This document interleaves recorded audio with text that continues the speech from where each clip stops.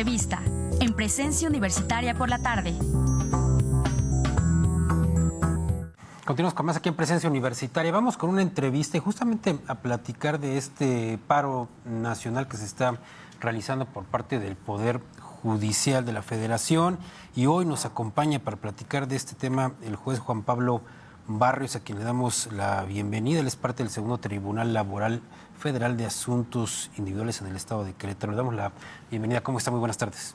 Muy buenas tardes, Alfredo Mesli. Muchísimas gracias por el espacio. Y bueno, nos comentaba nuestra compañera reportera que todavía no es claro si en Querétaro también se está uniendo a este paro nacional. Cuéntenos, juez, ¿qué está pasando en Querétaro también con este tema del paro? Muy bien, muchas gracias. Efectivamente, a lo largo y ancho de la República se han llegado a consensos respecto de la viabilidad o no del paro como último recurso para llamar la atención de el alto grado de riesgo que existe en la aprobación de la reforma al Poder Judicial en sus términos. Algunos estados decidieron, en la soberanía de su decisión, iniciar el paro el día de hoy. Entre ellos está Michoacán, Puebla, San Lázaro, también en Ciudad de México, entre otros. Si lo dispone así la mayoría, se estaría esperando que el día miércoles arrancara el paro en el estado de Querétaro, en este circuito judicial, salvo que la mayoría disponga otra cosa, desde luego. Ahora, en este caso, también para la audiencia que nos escucha, ¿qué es lo que ha ocasionado, evidentemente, pues ahora esta huelga, si bien se sabe esta reforma al Poder Judicial, algunos puntos fundamentales, pues también para entender este descontento? Claro, consideramos que existe un riesgo, como lo decía, abismal, en la destrucción de un Estado democrático, apreciables amigos. Esto derivado de los altos riesgos que existen por la premisa fundamental en la que está sustentada esta reforma, que es quitar a todos los juzgadores que hay a nivel federal y en los estados para sustituirlos por nuevos que sean designados a través del voto popular. Esto significa un gran riesgo, primero porque los políticos buscan simpatía, pensando más en las nuevas elecciones que en las próximas generaciones, y eso es algo que es incompatible con el ejercicio del derecho. Por otro lado, consideramos que existe un enorme riesgo de que ocupen estas posiciones personas sin experiencia.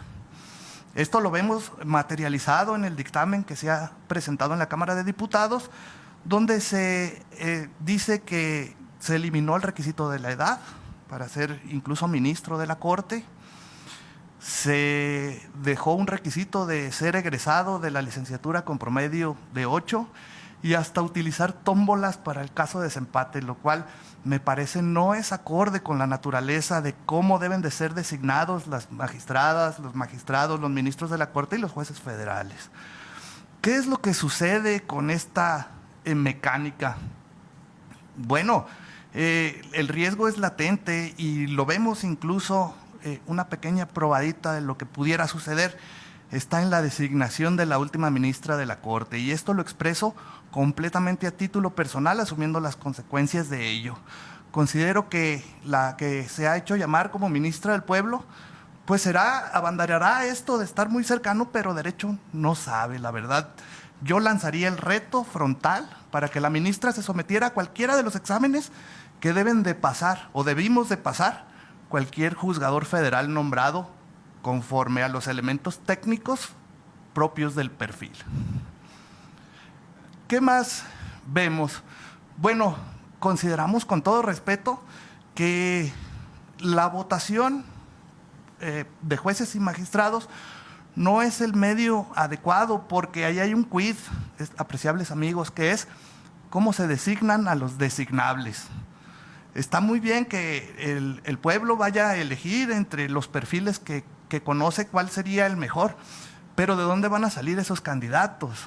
¿Cuántas veces no hemos visto una persona perpetuarse en posiciones de elección popular? Primero de diputado, luego de senador, luego de presidente municipal y vuelve a comenzar. ¿Pero de dónde salieron ellos?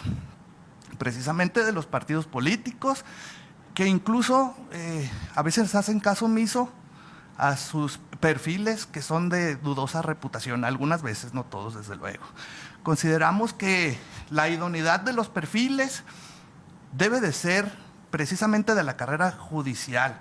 Esta carrera judicial que pudiéramos hacer un símil con las residencias que hacen los médicos, es una especialización para que tengan un perfil suficientemente técnico para asumir la responsabilidad de resolver los casos en los que las mexicanas y los mexicanos nos encontramos en caso de una controversia. ¿Por qué no mejor votamos por la persona que te va a practicar una operación a corazón abierto, o por el piloto que va a estar a cargo de la aeronave donde va a viajar la familia, o el ingeniero que va a construir una carretera? Estimamos, pues, México no está en condiciones de asumir este tipo de decisiones, de que sean votados los perfiles de los juzgadores federales, porque para eso se está tomando en cuenta condiciones diferentes a las que debe de ser un profesionista de calidad. Honestamente lo vemos así, con todo respeto. ¿Qué es lo que ustedes están exigiendo? ¿Detener esta reforma? ¿Esa sería la petición? Lo que nosotros tratamos de hacer a través de esta medida, que como ya lo he dicho en otros foros, Alfredo, es el último recurso que tenemos para hacer notar nuestro posicionamiento en contra de esta medida tan drástica. ¿Qué vamos a hacer a través de ello? Bueno, vamos a correr un riesgo evidente, que es que la ciudadanía va a decir: ¿por qué están deteniendo, paralizando la administración de la justicia? Claro, es una situación que va a generar una consecuencia que asumiremos, pero también vamos a hacer un llamado enérgico de posicionamiento que va a llamar la atención de otros actores políticos nacionales e internacionales para que nuestra voz sea escuchada. Si una situación debe de ser arreglada, apreciables amigos, pues lo primero que debes de ver es qué es lo que está fallando, qué puedes arreglar, qué puedes mejorar, qué puedes seguir utilizando, y no destruir a cabalidad lo que es una institución. En este caso, esta medida nosotros la apreciamos así: destruir lo que ya existe para crear algo totalmente nuevo que ni siquiera se descansa en postulados adecuados, bien estudiados. Se ha subestimado incluso a los trabajadores del Poder Judicial.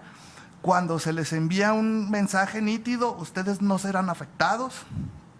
Con la reforma sus condiciones laborales están protegidas.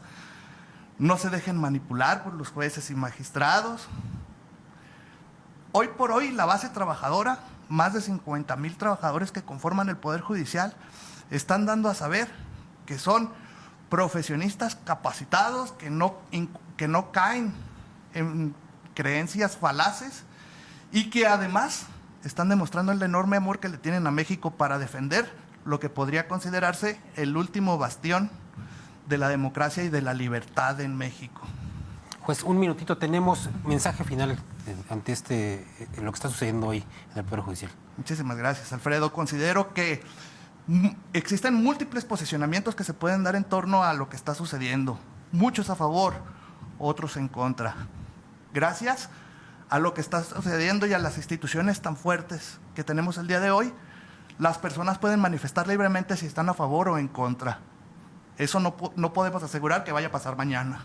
Pues muchas gracias por estar con nosotros. Estaremos, por supuesto, dándole seguimiento y platicaremos en otra ocasión. Gracias al juez Juan Pablo Barrios por estar con nosotros el día de hoy. Continuamos con más. Mucho gusto.